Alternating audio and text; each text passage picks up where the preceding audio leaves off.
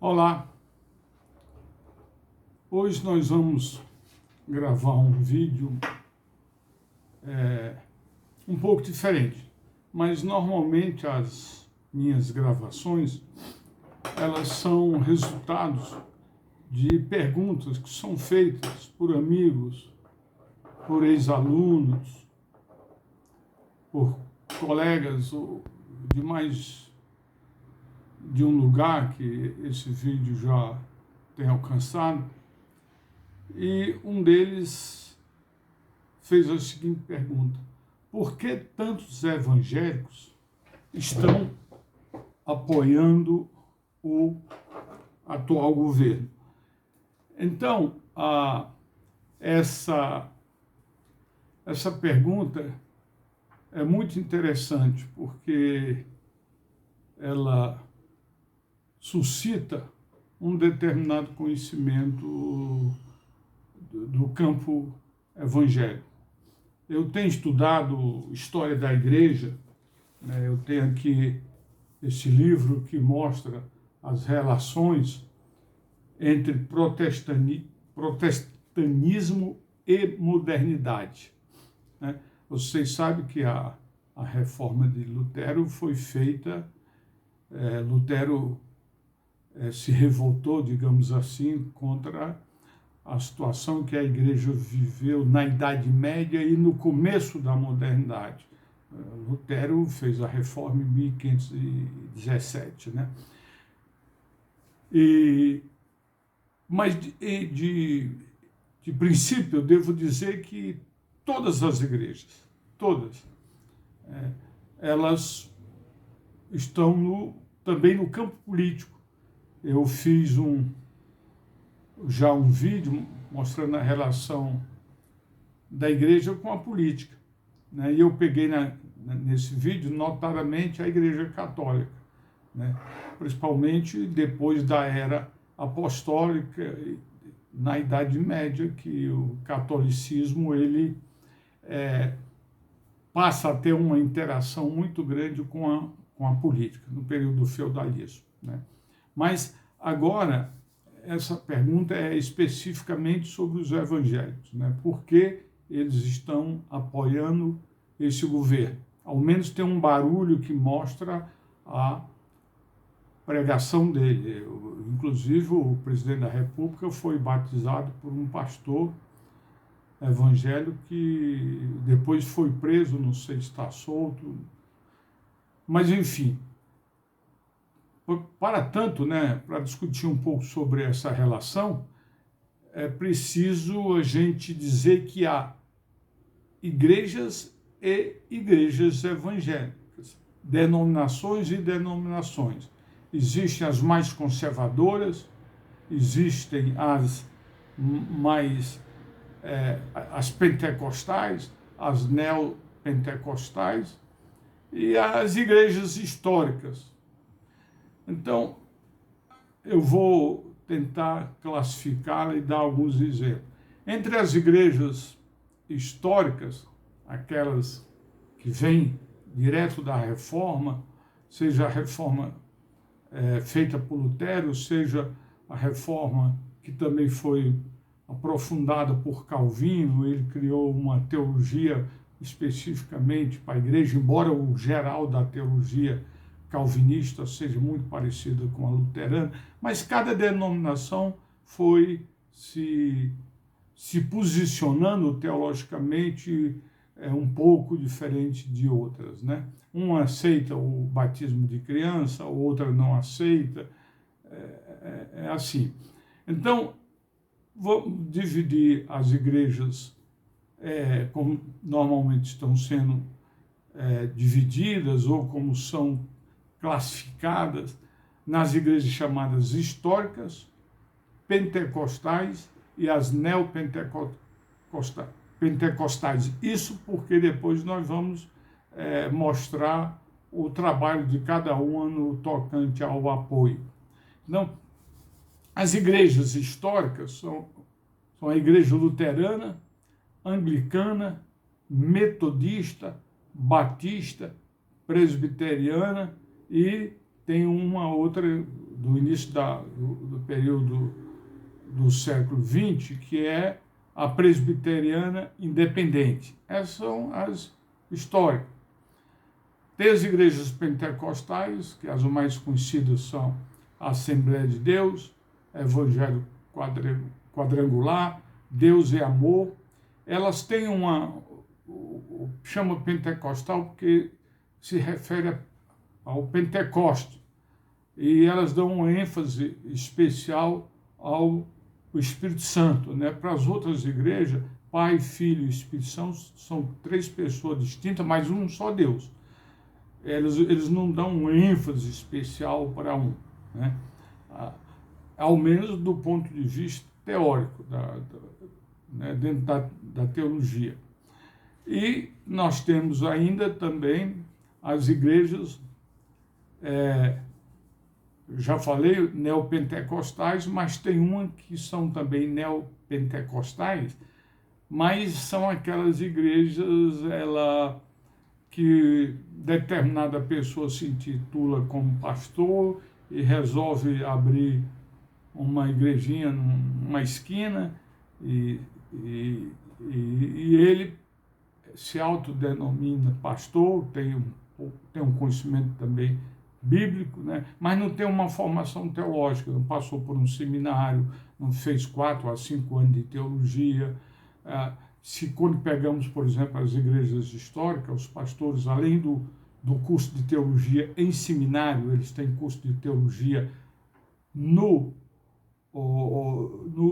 nas universidades, né? Sejam elas presbiteriana, católica e outras. Eu sei que tem pastor que frequentou o curso de teologia numa igreja católica, porque o MEC exige que seja um arcabouço, né, que abranja todas as igrejas cristãs. E uma parte se destina, digamos assim, entre aspas, uma área de concentração para o catolicismo, para o metodismo, etc. A igreja metodista, por exemplo, ela tem seminários e tem universidades, né? Eu estudei numa universidade metodista de Piracicaba, né? Fiz meu mestrado lá em filosofia. Então, dessa forma, há algumas igrejas. No tocante ao Brasil, a igreja começou muito cedo, essas igrejas ditas protestantes ou reformadas. Então, nós temos que a igreja reformada francesa chegou no Brasil por volta de 1557. Depois, a igreja reformada holandesa, 1630. A igreja anglicana, 1822.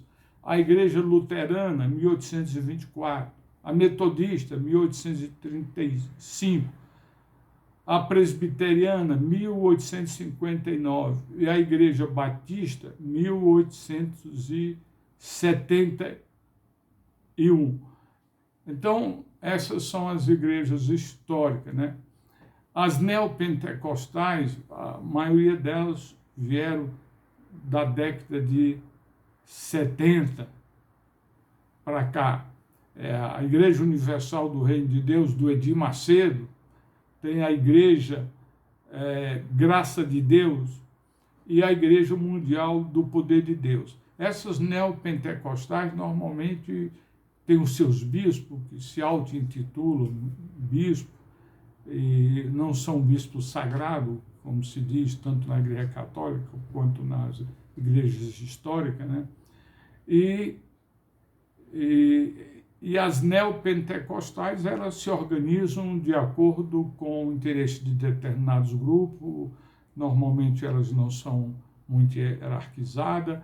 As igrejas históricas e pentecostais têm uma certa hierarquia, mas as neopentecostais não, né? A gente tem pessoas que estão participando já no atual governo, como houve outros, né?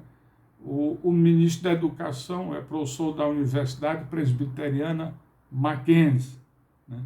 O Silas Malafaia, ele está, de certa forma, ele tem dado muitas dicas, digamos assim, para o governo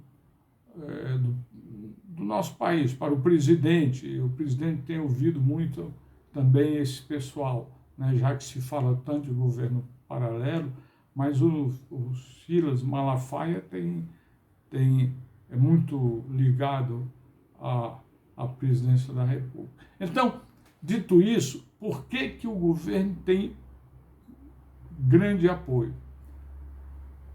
Bom, eu defendo a ideia de que muitos, assim como eles trabalham com a fé, sem comprovação material, você acredita que Pai, Filho e Espírito Santo são três pessoas distintas, mas um só Deus verdadeiro. Isto é fé. Você acredita pela fé. Não tem como você provar cientificamente. Então, a crença é pela fé. Assim sendo, o governo, eles acreditam, né, os que estão no governo e os apoiadores das igrejas, que o Bolsonaro tem uma missão divina. Eu já ouvi um pastor presbiteriano, que é raro, dizer exatamente isso, que o Bolsonaro foi mandado por Deus para que ele tivesse uma missão de tornar esse país cristão num país modelo, acabar com a corrupção que está existindo e acabar com os comunistas que existem por aí. Já falei que o único país comunista é a Coreia, né? Não adianta dizer que Lula é comunista, que aquele outro é comunista, porque não são. O Lula fez um governo tipicamente capitalista e dentro dos marcos da democracia, claro que privilegiou os grupos sociais, mas privilegiou também outros grupos. Então, mas não vou entrar nessa discussão agora. Então, há um destino, segundo a ótica de um grupo de evangélicos, que o presidente tem que cumprir. E assim, tem vários pastores, principalmente os pentecostais e neopentecostais, que estão apoiando a política desse governo. A Igreja Universal do Bispo Edir Macedo é uma, embora o Edir Macedo anunciou uma ruptura por um problema que houve na Angola, que os angolanos botaram a igreja dele para fora, e ele acha que o governo brasileiro não se manifestou em relação a esse fato. Mas eles têm uma fé que na teologia se chama de uma fé cega. Ele acha que o Jair Messias Bolsonaro é um Messias, é o que veio para salvar o país. Em que base ele se espelha nisso? Não tem uma base mais concreta. Também é pela fé. Nós sabemos que isso, num ponto de vista, se constitui um risco. Toda política se constitui isso. Tanto é que o pastor que batizou o presidente da República foi preso. Assim, o que podemos dizer é que o número grande de evangélicos que apoiam o presidente está dentro do campo da fé. Eles não admitem uma discussão teórica em relação ao governo. Se você manifestar uma discordância, eles vão dizer que esse homem veio para salvar o país do que estava acontecendo. Esse homem é um homem inspirado por Deus. ele vem para combater essa corrupção que está aí. No início não ia se aproximar do Centrão, ia ser um governo genuíno, um governo que Deus estaria no comando da nação, e aqui não é nenhuma... lógico, para quem é cristão, Deus está no comando de tudo na vida das pessoas, embora haja o livre-arbítrio. Mas, quando você recorre a Deus, e se recorre com fé, segundo as próprias, o Evangelho, Deus se atende, né? Mas assim, e aí é muito difícil ter uma discussão racional. Quando se começa a conversar com um evangelho mais extremado, não se tem uma conversa racional, se tem uma conversa baseada na fé. Se Deus quiser, o governo vai fazer isso, se Deus quiser, o governo vai fazer aquilo. Claro, se Deus quiser, o governo faz. Mas a gente sabe que, teologicamente, a gente tem que fazer por merecer, né? E, assim sendo, o governo tem essa base de apoio que é mantida pela fé. Normalmente, é uma base muito grande nos pentecostais e um pouco nos neopentecostais. As igrejas históricas já têm uma visão mais crítica, né? Nós temos também pessoas que estão no ministério, nos ministérios, que são evangélicas, mas não tem esse senso crítico do que está acontecendo no país. Dessa forma,